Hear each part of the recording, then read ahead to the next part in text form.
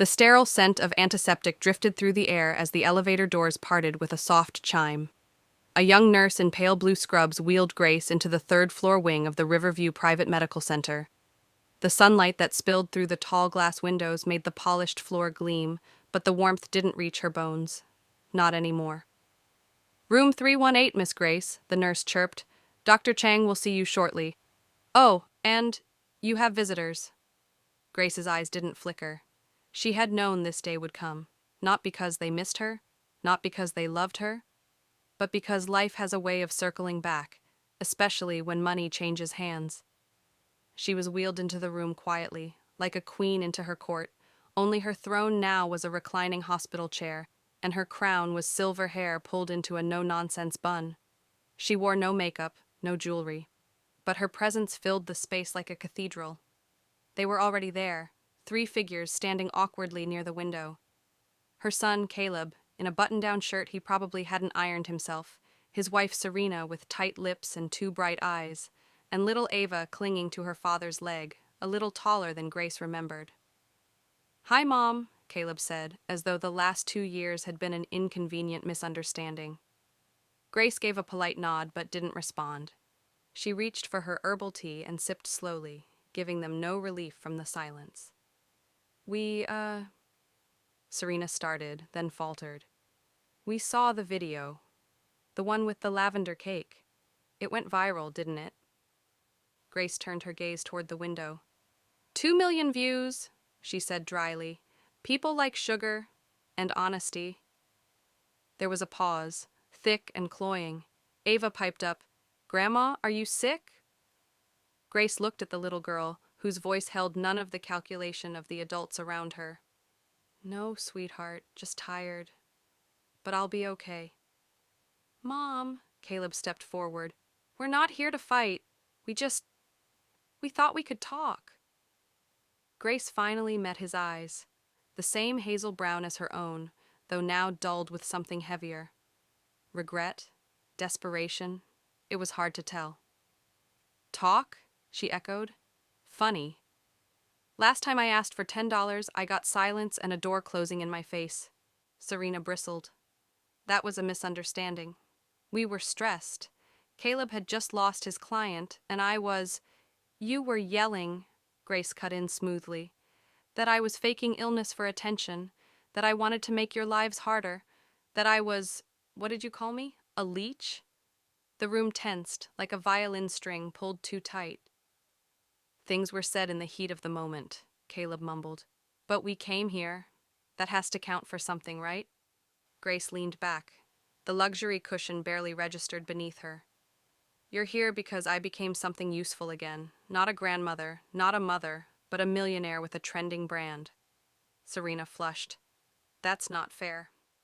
"No," Grace agreed. "It's not, but it's accurate." She looked past them to the gift bag Serena had clutched too tightly. It was Louis Vuitton, probably borrowed, like the smiles they brought in. Ava had drawn something on printer paper, stick figures under a rainbow. Grace reached for it gently and smiled. "This," she said softly, "is the only honest thing in this room." Caleb's eyes welled up. "Mom, I made mistakes. I should have been there for you. I didn't realize—" "You did," Grace interrupted. "You realized I was tired, sick, overworked. You just didn't care until I stopped giving, until I became someone you couldn't extract from anymore." Outside, a tree rustled against the window pane. The wind was rising. "You walked away when I needed you most," she said, quieter now. "You gave me $10 and thought that was the end of your obligation. That's not what family is. That's not what love is." Serena opened her mouth again, but Grace held up a hand. Don't turn this into a redemption story. You had your moment. You chose convenience." For a long beat, no one spoke. Ava, oblivious to the tension, climbed onto Grace's lap. "Can I come visit your garden, Grandma?" "Daddy says it's pretty." Grace smiled, a tired, soft curve of the lips. "One day, maybe. When the flowers start blooming again." Her son watched her, stunned at the distance between them now. It wasn't physical. It was in the way she held her head high, in the steel woven through her voice. The mother he remembered had always made room for everyone else. This woman had made room for herself. The nurse returned. "Ms. Grace, doctor's ready." Grace stood slowly, setting Ava gently on the chair. She turned to Caleb and Serena, and for the first time there was no anger in her voice, just clarity. "You left me when I was fragile," she said, "and now that I've rebuilt myself from that ruin, you want to come home. But that home no longer exists."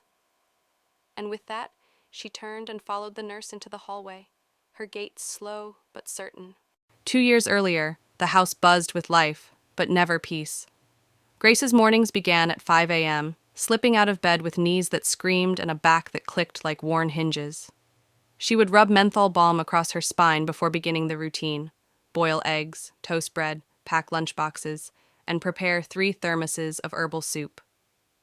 She lived with her only son, Caleb, his wife, Serena, and their daughter, Ava, in the 2-bedroom bungalow she had paid off with a decade of graveyard shifts and a pawned wedding ring.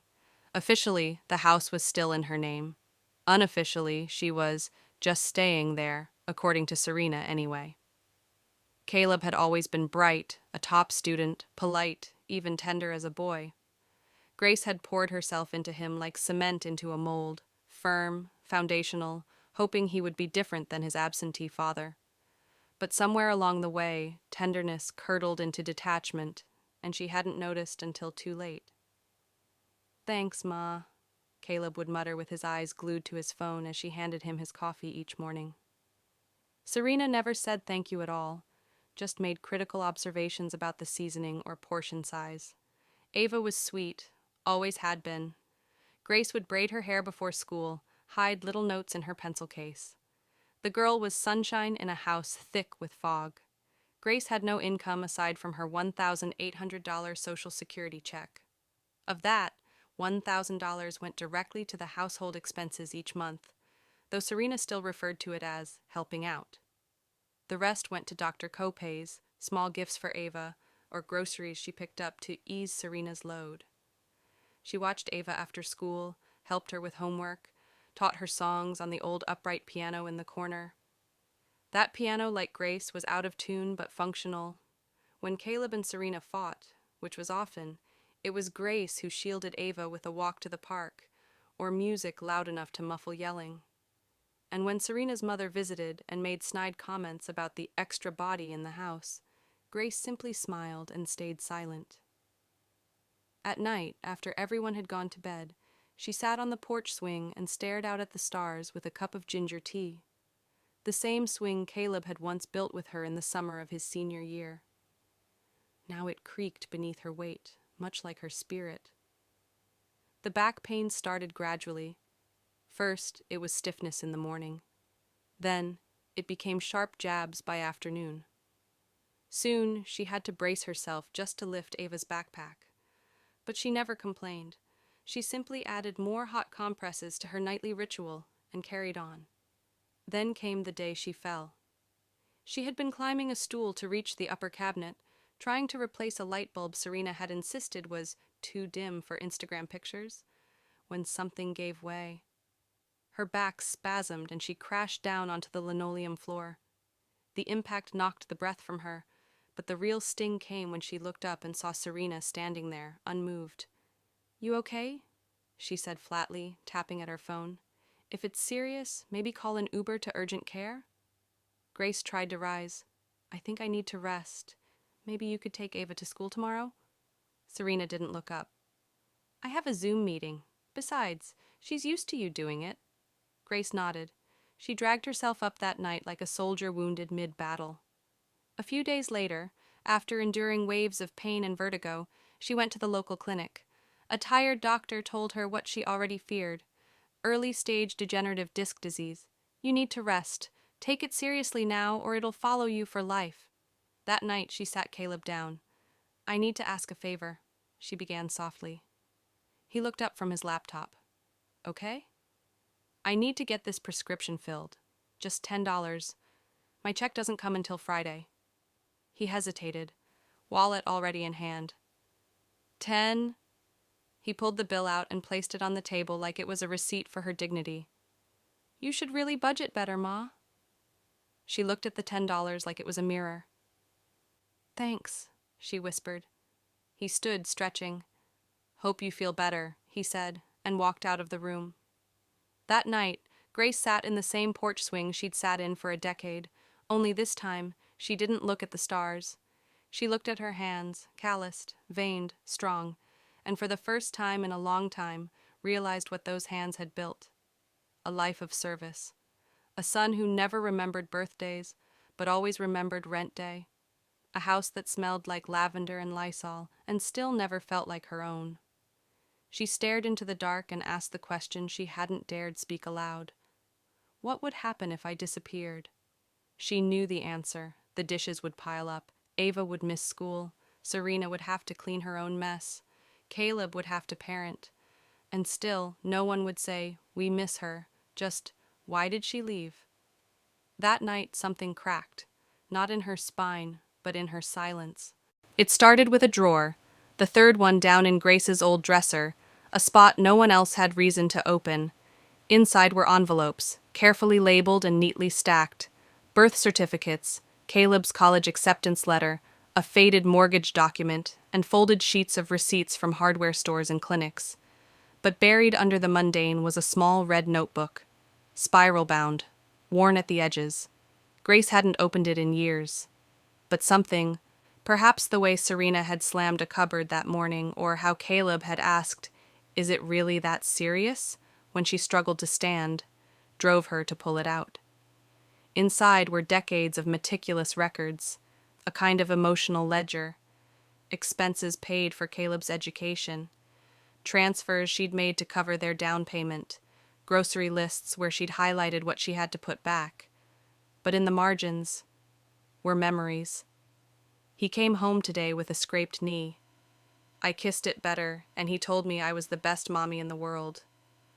Sold my gold bracelet so he could go on the school trip. Skipped dinner again.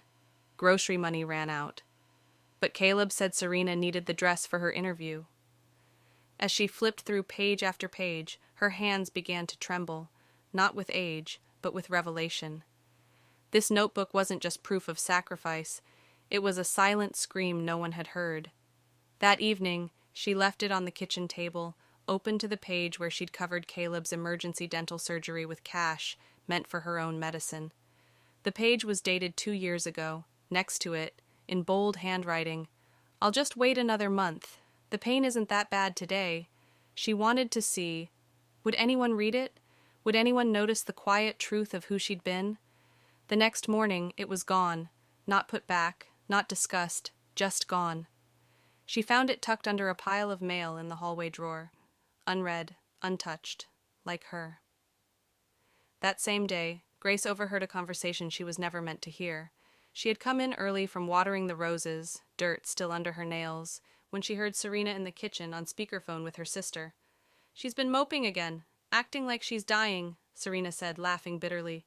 "God, it's always something with her. You know, Caleb says she asked for $10 the other day. 10. Can you imagine?" "She has money though, right?" the sister replied. "Didn't she save a bunch?"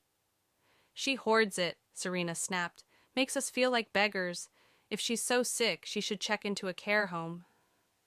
Grace didn't move. She didn't cry. She simply backed away from the hallway, walked into her bedroom, and closed the door softly. It wasn't just the words that hurt. It was how casual they were, how Serena had said them with the ease of someone discussing laundry. Caleb's silence in the background said more than words ever could.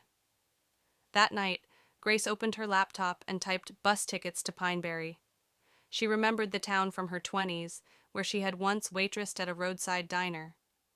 It had pine trees that whispered in the wind and a tiny lake where she used to read. That place had never owed her anything, but it had felt more like home than this house ever did. She bought the ticket for 3 days later. Non-refundable. She didn't pack. Not yet. Instead, she went to her room, lay down, and watched the ceiling fan spin. The breeze did little for the heat pooling behind her eyes. 2 days before her departure, she left another note on the fridge. Please remember to take Ava's lunch out of the freezer. It's already packed. No one said thank you. That evening, she stopped by the night market with a small box of sweet buns and handed them to Lorraine, her closest friend and former co-worker. "Lorraine," she said softly, "I'm leaving." The woman blinked. "Leaving where?" "Somewhere I can breathe," Grace answered. Lorraine didn't argue. She simply nodded and hugged her so tightly Grace thought her ribs might give in. The night before her departure, Grace laid out 3 envelopes, one for Caleb, one for Serena, and one for Ava. Caleb's read, "Son, I raised you to be better. I hope one day you will be." Serena's said, "You didn't take anything I didn't give, but you gave back nothing I needed." And Ava's, written in softer script, read, "Be kind, be different. I love you always." Then she zipped up her small suitcase. Just a few clothes, a couple of photo albums, and that red notebook. She slept lightly, as if her soul were already halfway gone. At dawn, Grace took one last look at the living room. The scuffed floor, the couch she'd napped on after long days, the piano gathering dust. None of it belonged to her anymore, not even the memories. She stepped outside, the air crisp and full of promise. The taxi pulled up right on time.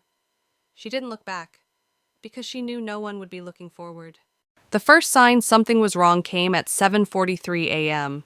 Caleb banged on Grace's bedroom door. "Mom? Why isn't Ava's lunch packed?" No answer. He opened the door and found the bed neatly made. The closet door hung slightly open, but half the hangers were empty. The only thing left on the dresser was a ceramic dish where Grace used to keep her earrings. Even that was bare. Serena appeared behind him, coffee in hand.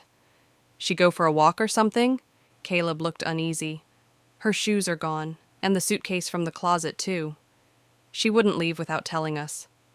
Then he spotted the envelope on the kitchen counter. Reading it felt like a slap. No emotion, just 3 sentences scrawled in her calm, looping hand. "I'm leaving. I've given all I can. Please don't look for me." He dropped it like it had burned him. By noon, the panic was full-blown. Serena called her sister, then Caleb's boss, then the school.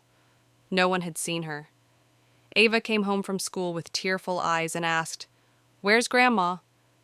"She's away," Serena said tightly. Later that night, Caleb found the red notebook under his pillow. It was heavy in his hands, but he didn't open it. He shoved it into the drawer like it might curse him if he read it. The next day, the power bill arrived, and with it, the sudden realization that Grace had been the one paying it. "She handled the utilities?" Serena asked, incredulous. Caleb nodded slowly. "All of them. Phone, gas, water, even the HOA fees." By evening, Serena's sister had posted in a neighborhood group, "Elderly woman missing. Family concerned she may be unwell." The comments exploded, but not with sympathy. "Is this the same lady who did school pickups for 3 kids every day? Saw her once buying groceries for her daughter-in-law while limping. Y'all let her carry your household and now you're concerned she's gone?" The backlash was swift. In the days that followed, the house fell into slow disarray. No one knew when to take the trash out. Laundry piles formed. Ava started asking for meals Grace used to cook. Serena grew irritable. Caleb snapped often. Arguments sparked like dry leaves in heat, and the silence was loud, deafening. Not the peaceful kind, but the kind that echoes off empty hallways and unanswered questions. By the end of the week, Serena snapped, "This is ridiculous. She abandoned us." "She didn't abandon us," Caleb muttered. "She escaped." "What's that supposed to mean?" "It means maybe we were the ones holding her back." Serena stood frozen. For the first time in their marriage, she didn't have a retort. But the real collapse came 1 week later. A letter arrived, not to them, but to Ava. In Grace's soft handwriting, it contained a pressed flower, a picture of the 2 of them baking, and a simple note. "You're the best part of my life. Never forget that. Love, Grandma." Ava cried for hours. That same night, Caleb wandered into the garage and found the camcorder Grace had once used to record Ava's piano recitals. He hadn't touched it in years. On impulse, he powered it on and found a folder labeled Home. Inside were clips, dozens, hundreds. Grace singing while washing dishes. Grace brushing Ava's hair. Grace sewing a patch onto Caleb's jacket while he slept. Grace filming herself quietly saying, "Today was hard, but I'm glad I saw Ava laugh." There was no anger in her voice, just weariness, loneliness, and love that stretched beyond exhaustion. Caleb sank to the floor. He finally opened the red notebook. By the time Serena found him, he was crying, ugly, loud sobs she hadn't heard since his father's funeral. She reached out, but he flinched. "We failed her," he whispered. "We used her up." Serena's voice cracked. "She's your mother, and we were parasites." Outside, thunder rumbled across the horizon. For the first time in a long while, Caleb didn't rush to shut the windows. He let the rain fall, let it soak the silence, let it feel like punishment. The next morning, Ava asked, "Can we call Grandma?"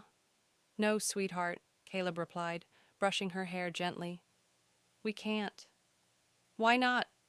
He didn't answer. Because the truth was, Grace wasn't coming back. And they had no one to blame but themselves. Pineberry was the kind of place where wind carried memory and pine needles whispered secrets to anyone who slowed down enough to listen. When Grace stepped off the bus, the air greeted her like an old friend. It had been nearly 40 years, but the red brick diner still stood, now run by the son of the man who once hired her. The benches creaked the same way they used to. Even the lake shimmered like it remembered her. Her body ached from the long trip, but something deeper felt lighter, like some invisible rope had finally snapped. She rented a room above a flower shop, exchanging the last of her cash for 2 weeks of quiet. That first night, Grace didn't cry. She didn't speak. She simply lay in the twin bed staring at the ceiling, feeling how empty her limbs were without the weight of someone else's needs pressing into them. The next morning, she opened her old phone and scrolled through photos. Ava baking, Caleb on graduation day, Serena holding up a paint sample for the nursery Grace had paid to renovate. They were all smiling. But what struck her wasn't the joy. It was how she was missing from almost every frame. Even in her own life, she had been a ghost. She went for walks daily, slowly reclaiming the rhythm of herself. The woods behind the lake reminded her of childhood dreams she'd buried, owning a bakery, planting wildflowers, writing a cookbook. Things she once whispered to the wind at 21 and then never spoke of again. But as the wind rustled the grass, she remembered something deeper. The first time she gave up her future. She was 18 when she got pregnant. Her boyfriend had vanished before the second trimester. Her parents had been ashamed, and her father never forgave her. She'd worked 2 jobs to support the baby, eating instant noodles while buying formula, skipping dental appointments to pay for Caleb's daycare. She had wanted to go to culinary school. She'd applied, twice, and been accepted. But she never went. "I can't leave Caleb," she had told herself. "He needs me." Later, when Serena came along, Grace gave even more. She handed over savings so they could start fresh. Gave up her bedroom so Ava could have a playroom. She took a job cleaning offices at night so she wouldn't burden them during the day. Her body grew older, her hair turned gray, but no one asked her what she wanted, what she dreamed, what she felt. And she didn't tell them, because she thought being needed meant being loved. In Pineberry, no one needed her, and slowly she began to realize that maybe that was a blessing. She helped at the flower shop for tips and free bouquets. The owner, a widow named Helena, had kind eyes and a blunt way of speaking. "You work like someone who's running from something," she said one day, watching Grace scrub a flower bucket. "I'm not running," Grace replied, pausing. "I already arrived." Helena snorted. "Then build something. You've got good hands." That evening, Grace sat in the corner of the diner with a notebook. She sketched out a list of everything she had once loved and lost. Cinnamon rolls, patchwork quilts, Saturday radio shows, the way Ava giggled when they baked together, the sound of birds just before sunrise. At the bottom, she wrote, "I want something of my own, just mine, for once." The next day she visited the town office. She asked about buying land. Not a lot, just enough to grow vegetables and maybe build a little cottage. The clerk looked skeptical until she handed over her ID and social security statement. "You've got just enough," he said, surprised. "It's unusual, though." Grace smiled. "So am I." Later that week, Helena introduced her to her nephew, a handyman named Rick. He helped her find a tiny patch of land by the edge of the forest. Sunny, quiet, flat enough for planting. She paid in full, no negotiations. She began to rebuild. Not a house, not yet, but herself. She woke at sunrise to stretch her back and breathe cold morning air. She planted lavender and marigolds. She painted a fence in bright sunflower yellow. At night, she jotted down recipes she remembered from her youth. A few weeks in, Helena handed her an old camcorder. "You should film this. People pay attention to things like this now. Gardening, slow living," Grace laughed. "Who would watch an old woman digging in the dirt?" But she filmed anyway, just a few minutes each day, talking about flowers, showing how to knead bread, explaining why she planted mint near her tomatoes. And then, late one night, on a whim, she uploaded a clip called "Why I Left Without Saying Goodbye." It wasn't dramatic, just her voice over images of blooming lilies and warm bread. "I gave everything I had until there was nothing left, and when I asked for $10, just 10, I realized I was a guest in my own life." She logged off. 2 days later, it had 10,000 views. By the end of the week, it had 100,000. Grace stared at her screen, tears falling silently down her cheeks. Not from the attention, but from the comments. "I see my mother in you. You're not alone. This healed something in me I didn't know was broken." It was then she understood. Her story wasn't just hers. It was every woman who gave too much, every mother erased in her own home, every person who'd been told to shrink until they disappeared. And for the first time, Grace felt something more powerful than anger. She felt seen. 3 weeks after the lavender bread video crossed 500,000 views, Grace received her first package at her Pineberry P.O. box. Inside was a handmade thank you card, glittered with childish scrawl. "You're the grandma I wish I had." She smiled softly, then placed the card next to her window, where it caught the morning light. But peace is never left alone for long. That same afternoon, a knock echoed on her cottage door. She opened it to find a man she barely recognized. Thinner, unshaven, eyes bloodshot. "Caleb." "Mom," he said. Grace didn't respond. She simply folded her arms and waited. He looked around at the rose bushes she'd planted, at the painted blue porch swing, and the hummingbird feeder dangling from the rafters. "So this is where you've been." "You didn't look hard," she said evenly. He stepped forward, hopeful. I saw your videos. Ava watches them on her tablet. Serena." "She's sorry. We all are." Grace raised an eyebrow. "She's sorry because I'm gone? Or because I'm seen?" "Mom, come on, I know we made mistakes." "You didn't make a mistake, Caleb," she cut in, voice steel. "You made a choice. When I fell in the kitchen, you chose not to ask if I was okay. When I asked for help, you gave me $10 and walked away." Caleb looked down, ashamed. "I thought you were being dramatic." "That's the problem," she said. "You thought, but you didn't feel. Not once did you ask me what I needed." He fell quiet, then, more hesitantly, "I lost my job. The firm let half the team go. And Serena, she left, took Ava to her mother's." "I'm sorry to hear that," Grace said sincerely, "but I'm not your solution anymore." "I didn't come here for money," he said quickly. She gave him a long look. "Then why are you here?" He hesitated too long. Grace exhaled. "I've spent my life being a bridge for others to walk across. But bridges don't heal after they break. They're rebuilt by someone who values the connection. You burned it." Caleb stepped back, as if her words physically struck him. "You're serious?" "I am," she said. "This isn't a punishment.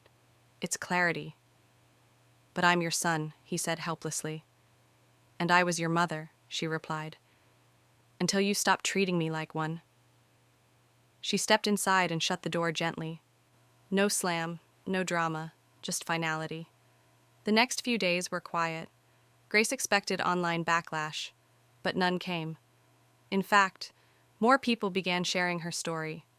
Single mothers, estranged elders, women who raised children only to be forgotten when they aged. Her subscriber count doubled. That week, Grace posted a video titled, "What Rejection Really Means." She filmed herself kneading dough, her hands moving steadily as she spoke. Rejection, she said, isn't always pain. Sometimes it's rescue.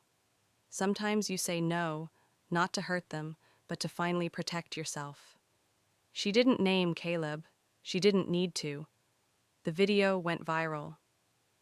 2 days later, a letter came, not from Caleb, but from Ava. It was handwritten, carefully spelled out. "Grandma, Daddy cries now. I think he misses you. I miss you too. Are you still mad? Can I visit your garden?" Grace stared at the letter a long time. Then she wrote a reply. "Ava, I love you deeply. You're always welcome in my garden. But some fences I had to build to keep my heart safe. I hope you understand one day." She mailed it with a small packet of lavender seeds. That evening, she sat on the porch and watched the sunset. The sky blushed in oranges and violets. Her phone buzzed. A message from Helena. "The boutique's ready. Want to see your name on the door?" Grace smiled and stood. She had said no to a lifetime of being small. Now she was saying yes to herself. Back in the city, the house that once echoed with Grace's quiet footsteps now felt cavernous in her absence. The curtains stayed drawn. The floor stayed dirty. The order she maintained with invisible hands was gone, and no one had the strength or the willingness to replicate it. Serena's mother finally kicked her out. "You can't freeload forever," she'd snapped, and Serena returned to the house with Ava, only to find Caleb still unemployed and the bills piling up. The financial unraveling happened fast. Grace had always been the hidden scaffolding. She paid the HOA dues, the property taxes, even the appliance repair costs without ever asking for acknowledgement. Now, with her gone, the unpaid notices stacked like falling dominoes. Serena applied for child support. Caleb began driving for delivery apps. Ava stopped asking for piano lessons and started helping with chores. At first they waited, certain Grace would call, but she never did. And then came the shockwave. It started with an online article titled, "The Garden Grandmother Who Turned Pain into Profit." It featured images of Grace smiling next to baskets of fresh bread and rows of wildflowers, a quote emblazoned in bold. "They gave me $10 and walked away. I gave myself a future." The comments were brutal. She raised a generation of users. "How do you abandon your own mother and then show up for inheritance?" They let her rot until she bloomed elsewhere. Caleb stopped opening the app, but Serena couldn't resist. One night she scrolled for hours. The worst part wasn't the public shaming. It was realizing how many little details had slipped past her. Grace hadn't just vanished. She had reinvented herself. She watched clips of Grace laughing while teaching followers how to prune basil, demonstrating how to sew cushion covers from scrap fabric, reading handwritten letters from followers.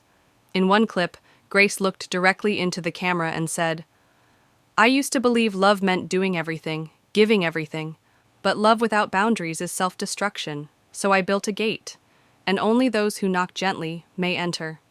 Serena closed the laptop slowly. The following day, she called Caleb into the kitchen. "She's never coming back," she said. He didn't respond. "She's not mad," Serena continued. "She's resolved." Caleb nodded, hollow. "She told me." Serena blinked. "You saw her?" He nodded again. "A month ago. She didn't even raise her voice, just told me the truth." "What did you do?" "What could I do? She's right." That night, Ava cried herself to sleep. No one had the strength to console her. Meanwhile, in Pineberry, Grace's world kept blooming. Her boutique, Willow and Hearth, opened quietly on a Thursday. The front windows were framed with lace curtains she had sewn herself. Inside, shelves held hand-embroidered aprons, lavender sachets, and jars of homemade jam.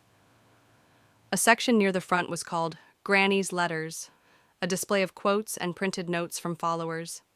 Customers trickled in slowly, a few locals, then a tourist couple from Portland who had followed her since the garden videos, then reporters. Grace didn't seek interviews, but when asked, she obliged with grace. In one segment, she said, "This isn't revenge. It's reclamation. I don't want anyone else to grow old thinking their life is over once they stop being useful to someone else." Helena told her, "You've started something, Grace. Women are writing in from all over, saying you gave them permission." Grace smiled gently. "No one gave me permission. I just stopped asking." One morning she received an envelope with no return address.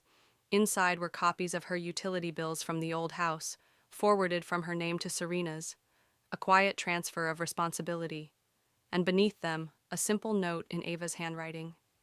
"We're learning now. Thank you for teaching, even when you left." Grace sat on her porch swing that evening, watching the stars blink alive. Shifting tides didn't always crash. Sometimes they pulled back with quiet power, leaving behind what no longer served, and revealing, at last, the clean, wet sand underneath. Summer arrived in Pineberry with the scent of honeysuckle and the slow hum of bees threading through the garden. Grace woke each morning before the sun, the air still cool on her skin, her joints stiff, but no longer burdened by invisible chains. Her days had rhythm now, morning stretches, tending to the lavender and tomatoes, a cup of strong black coffee, then hours in the boutique arranging hand-sewn goods and teaching short workshops to local women. She had created a space where no one needed to be perfect, only present. The boutique wasn't just a store, it was a haven. Retired nurses, widowed teachers, exhausted grandmothers, women like her, gathered there to stitch, share, and heal. Some came to learn how to bake, others simply needed a place to sit where they weren't invisible. Grace gave them what she had learned to give herself: permission to matter. One day, Helena entered the shop with a grin. "We got a letter," she said, "from a producer." Grace raised an eyebrow. "They want to do a feature on you. National broadcast. Second Lives, Women Who Started Over." Grace chuckled. "What on earth would I say?" "Just the truth." She hesitated, then nodded. The filming took place under the old oak tree beside her garden. Cameras rolled as Grace taught a young assistant how to braid lavender stems. The producer asked, "What was the moment you knew you were done?" Grace looked straight into the lens. "When I realized that every time I said yes to their comfort, I said no to my pain, and eventually I just couldn't ignore myself anymore." The episode aired 2 weeks later. Her boutique's orders tripled. Women from Minnesota, Florida, even overseas wrote in. Some sent thank you notes. Some sent photos of themselves smiling in her aprons or baking her rosemary bread. Others simply wrote, "You gave me courage." With the increase in demand, Grace hired 3 women full-time: a single mom, a war widow, and a grandmother raising her granddaughter alone. She paid them well, better than minimum, because she could. At night, she sat on her porch, sewing by lamplight, the wind carrying faint laughter from the town below. And still, she thought of Ava. The child's absence was a shadow that clung to bright days. One afternoon, Grace sat under the arbor reading when she noticed a small brown envelope tucked into the flower crate. No name, no address. Inside was a drawing, a garden, a little girl, a woman with silver hair and a sun hat. Below it, in Ava's handwriting, "I hope it really smells this nice." Grace closed her eyes. For the first time in months, she wept. But not out of sadness, out of peace. Because even if she never saw Ava again, she knew one thing: the seed of gentleness had been planted, and someday it would bloom. Later that month, Grace hosted a community event in the orchard. Tables covered in embroidered linens, homemade lemonade, a circle of chairs where women told stories of what they left behind and what they chose instead. When it was Grace's turn, she stood slowly. "I was a mother. A wife. A worker. I gave until I disappeared. Then I left everything and found myself again.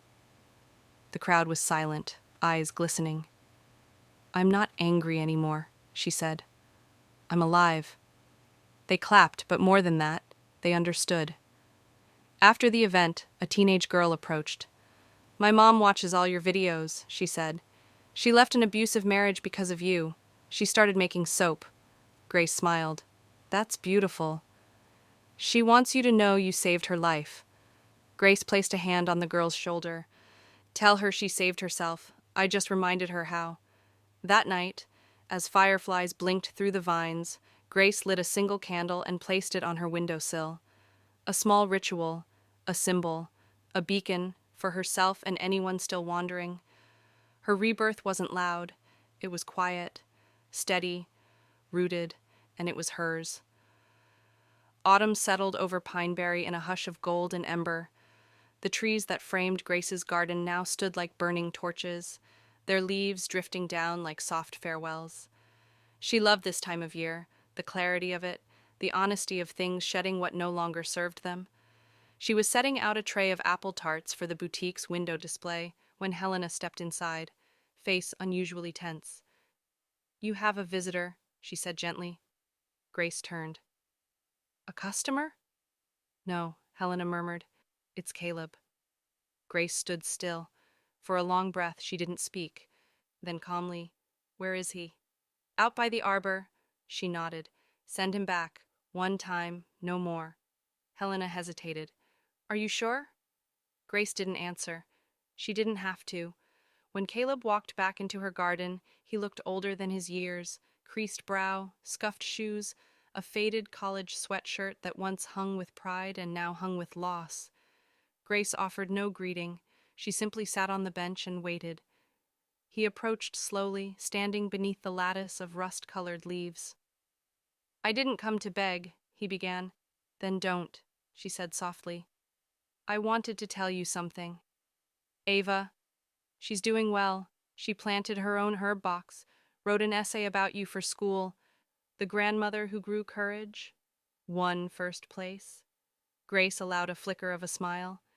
She keeps your seeds on her windowsill, he continued. Says she'll visit your garden one day. Grace looked out over her tomatoes, now turning inward for winter. I was wrong, Caleb said. I know that doesn't fix anything, but I see it now, all of it. The weight you carried, the things I never asked, the things I took. Grace turned to him, eyes clear but tired. I didn't need you to fix anything. I just needed you to see me. Not as your fallback plan, not as your babysitter, as your mother. Caleb swallowed. I didn't know how to love you without needing something. That, she said, was the first betrayal. He nodded. I'm sorry. Grace stood, brushing crumbs from her apron.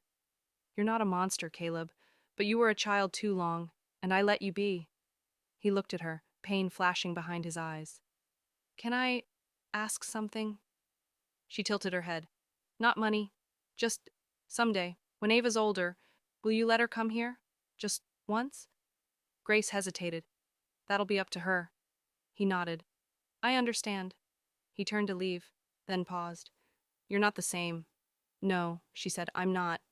And with that, Caleb walked away, slowly, as if each step cracked a different part of the past. Grace watched until the rustling leaves swallowed him. That evening, she sat by the fire with a cup of cinnamon tea, heart neither heavy nor light, just still. Some ghost didn't need to be exorcised, just acknowledged. She didn't know if Ava would come, but if she did, there would be marigolds waiting. The first snow fell in Pineberry like a whispered secret, soft and unhurried. Grace watched from her porch as the frost tucked itself into the corners of the earth, quieting everything.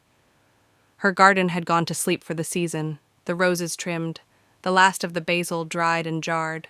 The porch swing, once busy with teacups and visitors, now gently creaked beneath a wool blanket and a basket of yarn. She sat with her journal in her lap, jotting down ideas for spring. A knock interrupted her thoughts. It wasn't the knock of someone desperate, nor someone entitled. It was gentle, respectful. She opened the door to find Ava standing there, alone. Taller now, hair longer, in her hand a small potted plant, lavender. "I told Dad I wanted to come," she said. "He said it was my decision." Grace stepped aside. "Then come in." They sat in the kitchen, sipping chamomile tea. Ava looked around, soaking in every corner. The hanging herbs, the vintage clock, the shelf full of cookbooks with worn spines. "This house feels like you," she said. Grace smiled. "That's the idea." They talked about school, plants, the essay Ava had written, but neither mentioned the years that passed in silence. Then, as the tea cooled, Ava pulled a small envelope from her coat pocket. "It's a letter," she said, "from Mom. She said I could decide whether to give it to you." Grace took it, but didn't open it. She placed it on the table and patted Ava's hand. "You don't have to carry their weight," she said. "I already did." Ava nodded. "I just wanted to see if the garden was real." Grace stood. "Come." They stepped outside into the snowy yard. Most of the color was gone, but the shapes remained. Arches of dormant vines, the tidy outlines of raised beds, the scent of rosemary lingering beneath the frost. Ava knelt by a planter box, gently pressing the lavender into the soil. "I want to grow something of my own." Grace knelt beside her. "Then start here." They stayed like that a while, 2 generations of women who had lived through silence and grown anyway. Later that night, as Ava slept in the guest room, Grace opened the letter. It was short. "Grace, I can't undo what I said, or what I didn't. I thought motherhood made you selfless. You showed me that real motherhood requires strength and boundaries. I don't expect forgiveness, but I hope you'll believe that I've learned. Thank you for teaching me, even when I didn't deserve your lessons." Serena Grace folded it quietly, then placed it in her drawer. Not as a memento, but as a page turned. In the spring, she planted a new bed of lavender. She didn't respond to Serena's letter. She didn't need to. The boundary still stood. But now, there was a gate, and Ava had the key. By summer, Granny Grace's garden had over 1 million subscribers. She used the income to fund scholarships for women over 50 who wanted to start over. She hired more local women, taught teens how to grow their own food. She lived fully, not for applause, but because she finally knew how. One night, at a town fundraiser, a young woman approached her. "My mom left an abusive home because of you," she said. "We live on our own now. We plant tomatoes. We smile more." Grace embraced her. "Then you've already won." As the event wound down, someone asked Grace, "If you could go back, what would you change?" She paused. "Nothing," she said. "Even the pain grew something. Even the silence taught me how to hear myself." She raised her glass, her voice steady and warm. "To every woman who said yes too long, may you find your no, and your garden after,